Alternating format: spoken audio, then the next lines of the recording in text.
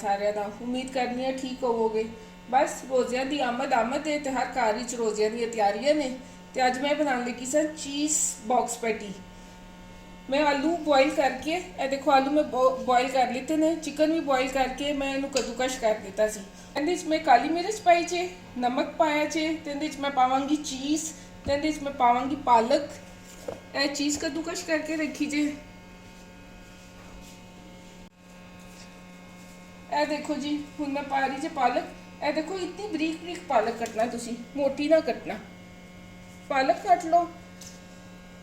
तकरीबन मैं ਇਹਦੇ ਵਿੱਚ ਨਾ ਮੇਰੇ 4 किलो आलू है सन, किलो चीज़ जे, एक पालक की गट्ठी है। यह सारी चीज़ भी मैं कद्दूकश करके ना ਇਹਦੇ ਵਿੱਚ जाएगी।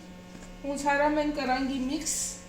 तुम इन्हू अच्छी तरह मिक्स कर लो कि सारिया चीज़ा ना यकजान हो जाए। तो फिर रहने नाल फिर अगे मैं तुहानू दसनी है इनकी फिलिंग किस तरह करनी। ये देखो जी फाइनल मेरी सारिया चीज़ा हो गई जी तैयार। यह सारा मटीरियल हो गया तैयार। ਇੱਥੇ ਮੈਦਾ ਲੈ ਕੇ ਇਹਨੂੰ ਮਿਕਸ ਕਰਕੇ ਨਹੀਂ ਮੈਂ ਪੇਸਟ ਬਣਾ ਲਈ ਹੈ। ਇੱਥੇ ਪੱਟੀਆਂ ਜਿਹੜੀਆਂ ਹੈਗੀਆਂ ਇਹਨਾਂ ਨੂੰ ਮੈਂ ਸਾਰਿਆਂ ਨੂੰ ਅਲੱਗ-ਅਲੱਗ ਕਰ ਲਿੱਤਾ। ਬਸ ਹੁਣ ਮੈਂ ਦੇਖੋ ਇੱਕ ਪੱਟੀ ਲਵਾਂਗੀ ਤੇ ਇਹਦੇ 'ਚ ਮਟੀਰੀਅਲ ਪਾਵਾਂਗੀ। ਇਹ ਦੇਖੋ ਇਹ ਮਟੀਰੀਅਲ ਪੈ ਗਿਆ। ਇਹ ਹੁਣ ਇਹਨੂੰ ਮੈਂ ਬੰਦ ਕਰ ਦਾਂਗੀ। इन दोनों साइडों तो यह बंद हो गई। फिर तुसी उतो दूसरी पट्टी लैनी है।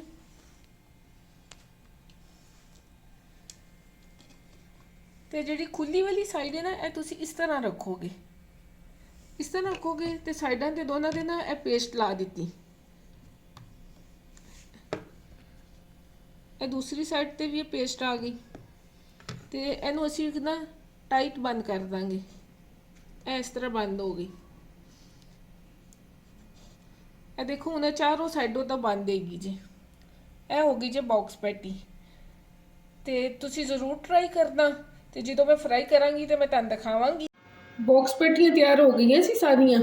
तो चलो हुण तल भी लैने। रमज़ान तो पहले रोज़ा खोल लैने। यह देखो जी यह मैं पा दी। तेल गर्म करके तुसी इहदे विच सूट दो, सूट लो जी, ये पा दी है गई। देखो जी हूँ मैं इनकी साइड पलटनी पई हाँ। तो बस और 5 मिनट तैयार हो जाएगी। वैसे तो मैंने कहने की जरूरत नहीं हैगी। रोज़ियां दे विच ते हर एक की कोशिश होती है कि जिन्ना वो अपने हाथी चो कट सके कड्डे। लेकिन बस यह होंदा है कि कोशिश सब की यही होती है कि दई उन्होंने जोड़ा सही हकदार है। बस सब का ख्याल रखना तो अपनी दुआवां दी सानू भी याद रखना। ये देखो जी साडी बॉक्स पैटी हो गई है जी तैयार। ये लाइट ब्राउन कलर की हो गई है। बस हूँ मैं प्लेट विच कट रही हूँ।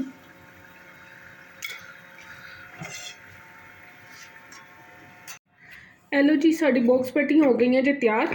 तो मेरे को कुरबानी की चटनी मैं पिछली दफ़ा बनाई सी, वो भी पई सी। इहदे नाल खाना मज़े मज़े दे नाल। ते अपनी दुआवां च मैनूं रखना याद। ते रब रख। हसदा रवे पंजाब, सदा वसदा रवे पंजाब।